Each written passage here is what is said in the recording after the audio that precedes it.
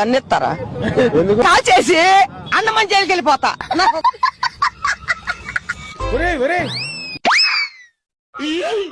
కాదన్నా నేను అడిగితే ఇస్తాను కదా, ఇప్పిస్తాను కదా ఇంకో పానీపూరి.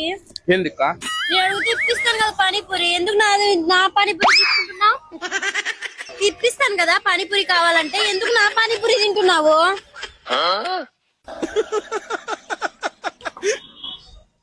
నీకేమన్నా పిచ్చినా అన్న? పిచ్చినా నీకేమన్నా? నా పానీపూరి తింటున్నావు? వినపల్లక్క పానీపూరి తినద్దు, నాది నీకు కావాలంటే ఇప్పిస్తాను ఇంకో పానీపూరి. వినపల్లక్క